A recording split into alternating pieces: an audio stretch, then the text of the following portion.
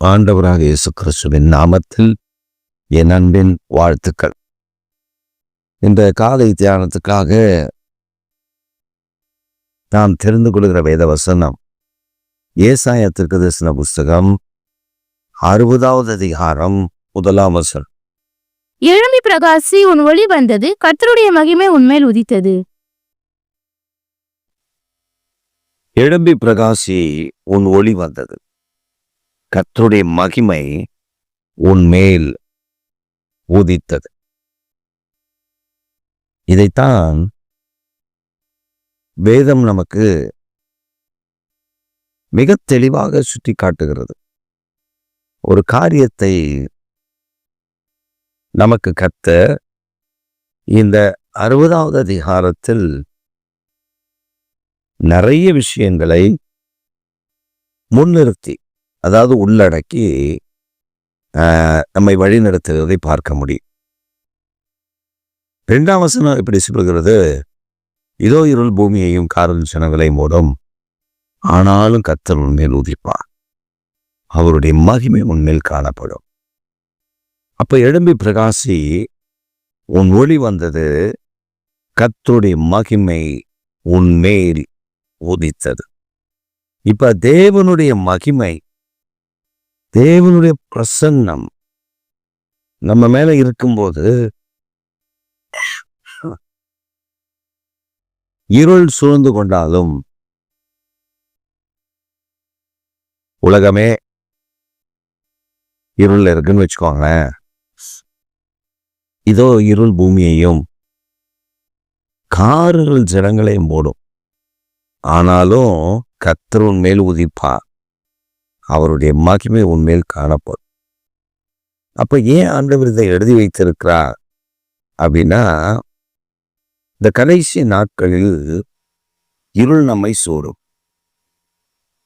நெருக்கடி வரும், பிரச்சனை வரும், போராட்டங்கள் வரும். ஆனா தேவ பிள்ளைகளுக்கு தேவனுடைய மகிமை அவர்கள் மேல் இருக்கும். நம்ம யாருக்காவது ஒரு ஆளுக்கு ஜீவிக்கணும்னு வச்சுக்கோங்களேன், அவங்க என்ன போராட்டத்தில் இருக்காங்களோ, சில நேரத்தில் அந்த போராட்டத்துக்குள்ள நாம கடந்து போக வேண்டியது இருக்கும். ஆனா கர்த்தர் கைவிட மாட்டார். நமக்கு அந்த வியாதியினுடைய அகோரத்தை கற்றுக் கொடுப்பார். ஒரு சமயம் நான் சபையில ஜெபத்துக்காக தனியா போய் உட்காந்து ஜெபம் பண்ணுவேன். அப்படி ஜெபிக்க போயிருக்கேன். போகும்போது ஒரு அம்மா அந்த அதே தெருவில் வசிக்கிற ஒரு தாய், அந்த அம்மா வேகமா ஓடி வந்துச்சு. நடக்க முடியாம நடந்து வந்து கதவை போட்டு அடிக்குது. நான் உள்ள ஜெபம் பண்ணும்போது கதவை சும்மா சாத்தி வச்சிருப்பேன். காரணம், ஏதாவது நாய், மாடு அந்த பகுதியில் போகிறதுக்குள்ள வந்துடும். அப்படி வராமல் இருப்பதற்காக அதை செய்தேன். தம்மா அடித்த உடனே நான் ஜெபத்தை நிறுத்திட்டு எழுந்துச்சு வந்து என்னன்னு கேட்டேன். ஒரு குறிப்பிட்ட வியாதியை பற்றி அதை சொல்லிச்சு. எனக்கு அந்த வியாதி வந்துருச்சான் பாஸ்டர், என்ன பண்ணுறதுன்னு எனக்கு தெரியல, ஆண்டவர் தான் எனக்கு துணை, நான் தான் சபைக்கு ஓடி வந்துட்டேன், எனக்கு ஜெபம் பண்ணுங்க. சரின்னு நான் அந்த அம்மாவுக்கு ஜெபம் பண்ணிட்டு அந்த அம்மாவை அனுப்பிட்டு மறுபடியும் என்னுடைய ஜெபத்தில் நான் கண்டினியூ பண்ணி அந்த ஜெபத்தை முடித்த பின்பு அவங்க என்ன பலவீனம், என்ன வியாதின்னு சொன்னாங்களோ அதே போன்ற வியாதி எனக்கு வந்ததை போல நான் ஃபீல் வந்ததை போல ஃபீல் பண்ணிட்டு ரொம்ப ரொம்ப கஷ்டப்பட்டேன். உடனே நான் என் மனைவியெல்லாம் கூப்பிட்டுட்டு நாங்கள் ரெட்ரீட், அதாவது அன்னைக்கு சாயந்தரம் எங்கள் ஃபேமிலியா நாங்கள் வந்து பீச்சுக்கு போகிறத பிளான். அப்போ என் மனைவியை கூப்பிட்டுட்டு ஹாஸ்பிட்டல் போய் டாக்டரை போய் பார்த்த உடனே டாக்டர் சொன்னாங்க, ஏன் சார் உங்களுக்குலாம் வராது இது, ஏன் கவலைப்படுறீங்க அப்படின்ட்டு அவங்க மெடிசனை கொடுத்து அனுப்பிட்டு, நீங்கள் வீட்டுக்கு போய் ஒரு பிளாக் டீயை போட்டு குடிங்க சரியா போயிடும் அப்படின்ட்டு அவங்க சொல்லிட்டாங்க. இப்போ எனக்கு என்ன பண்ணணும்னு தெரியல. அந்த ஒரு ஒரு ஒரு ஒரு ஒரு என்ன சொல்றது, ஒரு போராட்டம் எனக்குள்ள இருந்துட்டே இருக்கு. இந்த போராட்டத்தின் நடுவில் நாங்களும் பீச்சுக்கு போகலான்னு சொல்லி எல்லாம் ஃபேமிலியாக கிளம்பி போயிட்டோம். போய் அங்கே போய் கடல் தண்ணியில் ஒரு இடத்துல நான் போய் உட்காந்துட்டேன். இப்போ நீங்கள் பார்த்தீங்கன்னா திடீர்னு ஆண்டவருடைய பிரசன்னம், அப்புறம் அந்த பலவீனம், என்ன பலவீனம்னு நினைச்சனோ அதெல்லாம் இல்லை. சரின்னு அடுத்த நாள் ஞாயிற்றுக்கிழமை அந்த தாயார் வந்து சாட்சி சொன்னாங்க, ஆண்டவர் என்னை குணமாக்கினார். நம்ம பாருங்க, நமக்குள்ள ஒரு ஒளி, நமக்குள்ள ஒரு தெய்வ பிரசன்னம், நமக்குள்ள ஒரு தெய்வ மகிமை அது இருந்ததுன்னா, இருள் கோவியை 3 நாளும், காரில் ஜனங்களை 3 நாளும் கர்த்தருடைய மகிமை நம்ம மேல உதிக்கிறத நம்ம காண முடியும். இது 100% உண்மை. இப்ப நீங்க வேதத்துல பாத்தீங்கன்னா, தானியேல் சிறையாக கொண்டு வரப்பட்டவர், தானியேல் ராஜகுமார். ஆனா சிறையாக கொண்டு வரப்பட்ட தானியேல் ஞானத்திலும் நல்ல கிருபையெல்லாம் தானியேலுக்கு இருந்துச்சு. ஆனா தானியேலுக்கு விரோதமா இந்த ஜனங்கள், ஆசாரியர்கள், அந்த ஊர்ல உள்ள பாபிலோன்ல உள்ள பெரிய பெரிய தலைவர்கள் அவங்களாம் அவனுக்கு விரோதமா கடுத்துட்டு நிக்கா, எப்படியாவது தானியேலை அடிச்சிடணும். ஆனா நீங்க பாருங்க, அழிக்கணும்னு நினைச்சவன் காணாம போயிட்டான். நேபுகாத்நேச்சர்கிட்ட தானியேல் இருந்தா, பெல்ஷாத்சார்கிட்ட தானியேல் இருந்தார், மேதியா பெர்சியா சாம்ராஜ்யத்துல தானியேல் இருந்தார். தானியேலுடைய காரியம் இவங்க எல்லாருடைய காலகட்டத்துல ஜெயமா விளக்கிட. நம்ம வாழ்க்கையில அப்படித்தான்.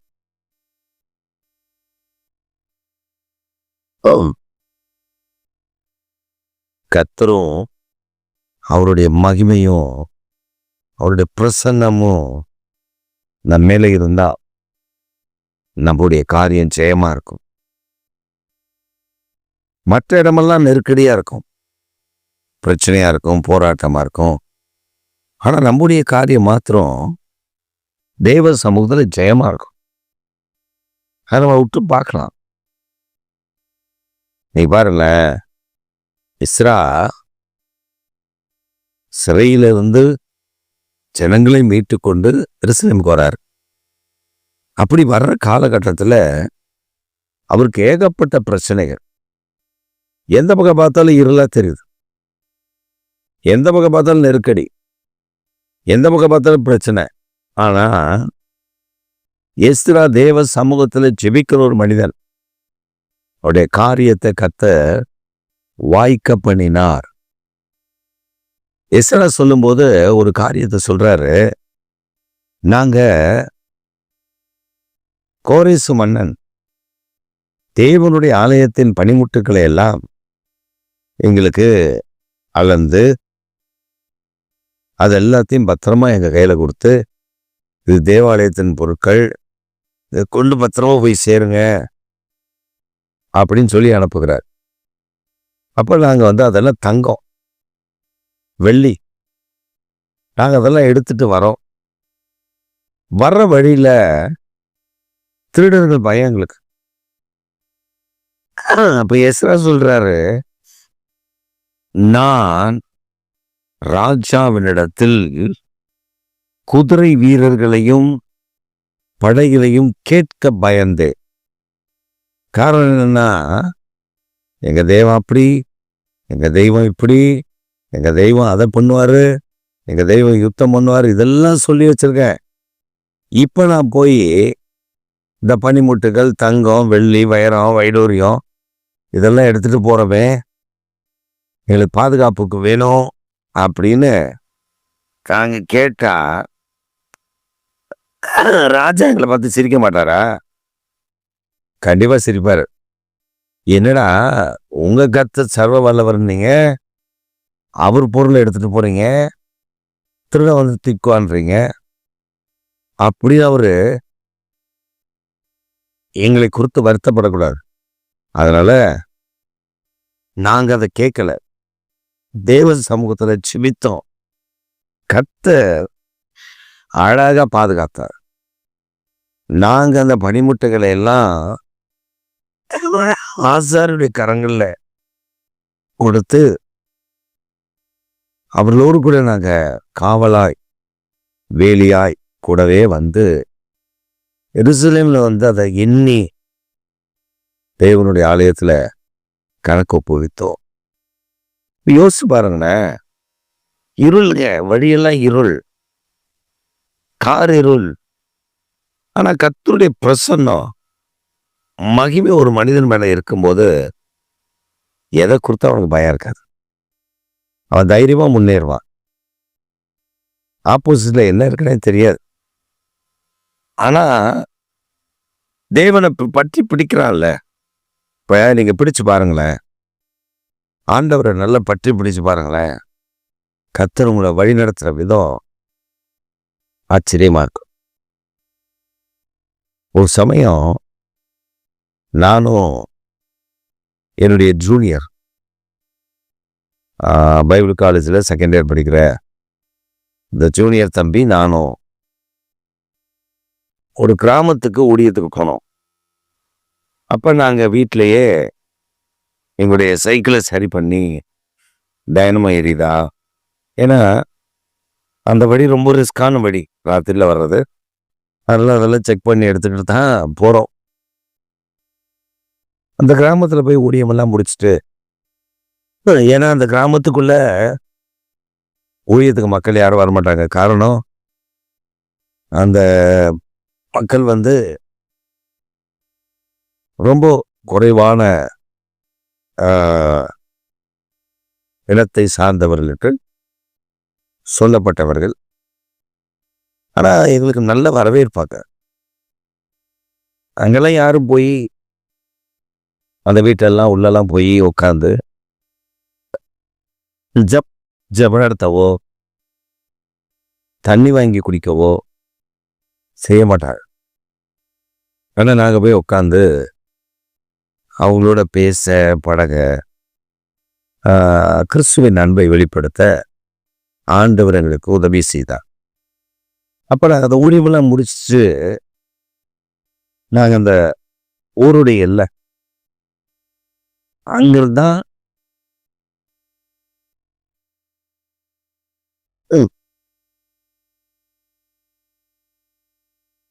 சைக்கிளில் புறப்பட்டு நாங்கள் வெளியே வரணும்.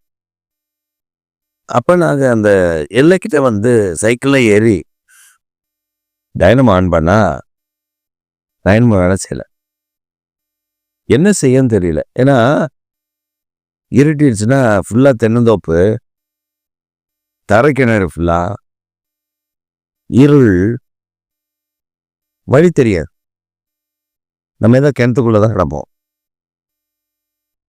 அப்போ நாங்கள் ரொம்ப ரொம்ப கஷ்டப்பட்டோம். அப்போ நாங்கள் இந்த சூழ்நிலையில் ஒரு அந்தகார வல்லமை, பிரம்மாண்டமான உருவம் எங்களுக்கு முன்பா நிற்கிறத பார்த்து அது சொல்லுது, இந்த பகுதிக்குள்ள வரக்கூடாது அப்படின்னு நான் கட்டுப்பாடு பண்ணி வச்சிருந்தா யாரை கேட்டு நீங்க வந்தீங்க, இப்ப நீங்க எப்படி போறீங்கன்னு நான் பார்க்குறேன். நாங்கள் அதில் இயேசுவின் நாமத்தில் உன்னுடைய எந்த வல்லமையும் ஒன்றும் நடக்காது அப்படின்னு அதை கட்டிந்து கொண்டு அகற்றிட்டு நாங்கள் எங்கள் சைக்கிளை தள்ளிக்கிட்டு காலை ரோட்டில் தேய்ச்சிக்கிட்டு, கரண்ட் இல்லை, லைட் இல்லை அந்த பகுதியில். அப்போ திடீர்னு பார்த்தீங்கன்னா எங்கேயோ ஒரு கிணறு, அந்த மோட்டர் கொட்டாயில் ஒரு லைட்டு, அந்த மோட்டர் ரூமில் இருந்து ஒரு லைட்டு போட்டிருக்காங்க. அது எங்களுக்கு அதுக்கு ரொம்ப தூரம். அந்த வெளிச்சத்தை மையமாய் வைத்து ஒரு குண்டு பல்பு தான். அந்த வெளிச்சத்தை மையமாய் வைத்து நாங்கள் ரொம்ப பொறுமையாக நடந்து வெளியே வந்து மெயின் ரோட்டில் பிடிச்சிட்டோம். பிடிச்சி சைக்கிள் ஏறி உட்காந்து டைனமோ ஆன் பண்ணா டைனமோ வேலை செய்யுது. அவ்வளோ நேரம் வேலை செய்யாத டைனமோ இப்போ வேலை செய்யுது. பெரிய ஆச்சரியம். நாங்கள் சுகபத்திரமாய் வந்து சேர ஆண்டவர் உதவி செய்தார். இப்ப தேவனுடைய பாதுகாப்பு, தேவனுடைய பராமரிப்பு நம் மேல இருக்கும். நாம தான் அது தெரியாம தேவ பிரசன்னம் நம்ம மேல இருக்கிறத சூழ்நிலையை பார்த்து பயந்துருவோம், நெருக்கடியை பார்த்து பயந்துருவோம், பிரச்சனையை பார்த்து பயந்துருவோம், நடக்கிற சம்பவங்களை பார்த்து பயந்துருவோம். கர்த்தர் நம்ம கூட இருக்கிறான்றத மறந்தே போயிடுவோம். இந்த மறதி தான் நமக்கு இருக்கக்கூடாது. கர்த்தர் என்னோடு இருக்கிறார், எனக்கு வெற்றியை தருவார், வழி நடத்துவார். தானியேலாக நீங்க கவனமா பார்த்தீங்கன்னா, நேபுகாத்நேச்சருக்கு ஒரு சொப்பனம். அந்த சொப்பனம் என்னன்னு கூட தெரியல, அதுக்கு அர்த்தமும் தெரியல. நேச்சர் சொல்ற ஒரு காரியம் என்னன்னா, சொப்பனத்தையும் சொல்லணும், அதன் அர்த்தத்தையும் சொல்லணும். அப்ப எல்லாரும் சொல்றாங்க, ராஜாவே நீ சொப்பனத்தை சொல்லும், அதன் அர்த்தத்தை நாங்க சொல்றோம். ராஜா சொல்றாரு, அப்படிலாம் கிடையாது, சொப்பனமும் சொல்லணும், அர்த்தமும் சொல்லணும். அப்படி சொல்லாத எல்லாரையும் வெட்டுங்க அப்படின்னு சொல்லிட்டார், கொன்று போடுங்கள். இதுல தானியேலு, சாத்ராக், மேஷாக், ஆபேத்நேகோ எல்லாருமே அடக்கம். அப்ப என்ன செய்யறதுன்னு யாருக்கும் தெரியல. தானியேல் பிரதானி கிட்ட போய் சொல்றார், ஐயா எங்களுக்கு கொஞ்சம் கால அவகாசம் ஆகி கொடுங்க, நாங்க பரலோகத்தின் தேவனை நோக்கி வேண்டுதல் பண்றோம், அவர் நிச்சயம் எங்களோடு கூட பேசுவார், நாங்க அதை ராஜாவுக்கு அறிவிப்போம். அவனும் சரி உங்களுக்கு வாய்ப்பு வாங்கி தரேன்ட்டு நாட்களை வாங்கி கொடுத்தார். இவங்க போய் உபவாசம் பண்ணி தேவ சமூகத்தில் காத்திருந்து சுபிக்கிறார். வெளியில இருள், கழுத்துல கத்தி, எப்பயும் வெட்டலாம் அந்த சூழ்நிலை.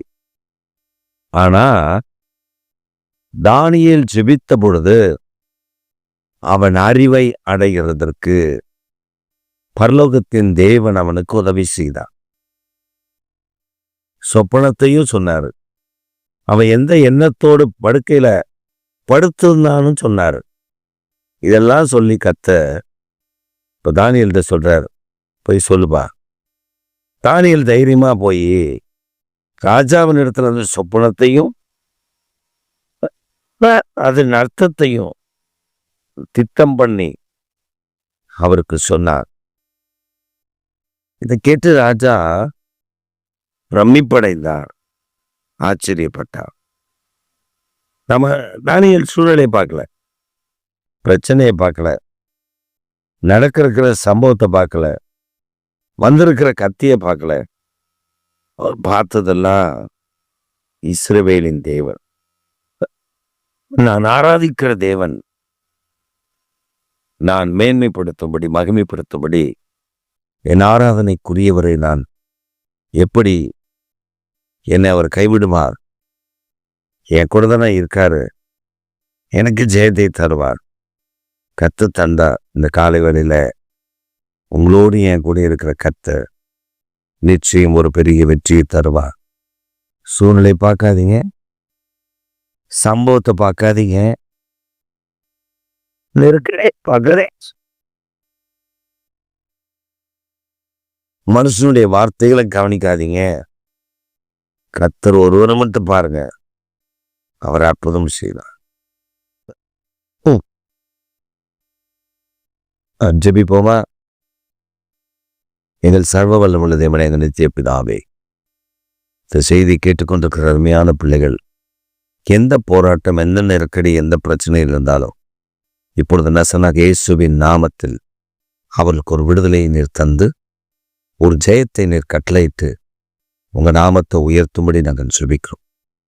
அவள் மேல் கர்த்தர் வைத்திருக்கிற அந்த வெளிச்சம் உதிப்பதாக, அந்த வெளிச்சத்தில் தேவ மகிமை வெளிப்படுவதாக. அப்படி வெளிப்பட்டு உடைய பிள்ளைகளை ஆசீர்வதித்து நாமத்தை உயர்த்தின தாழ்த்துகிறோம். இயேசு கிறிஸ்துவின் நாமத்தில் ஜெபிக்கிறோம் ஜீவனுள்ள நல்ல பிதாவே, ஆமே ஆமென். என் ஆத்துமாவே கர்த்தரை ஸ்தோத்திரி, என் முழுவதுமே பரிசுத்தமுள்ள நாமத்தை ஸ்தோத்திரி. என் ஆத்துமாவே கர்த்தரை ஸ்தோத்திரி, கர்த்தர் செய்த சகல உபகாரங்களை பார்வாது. ஆமென்.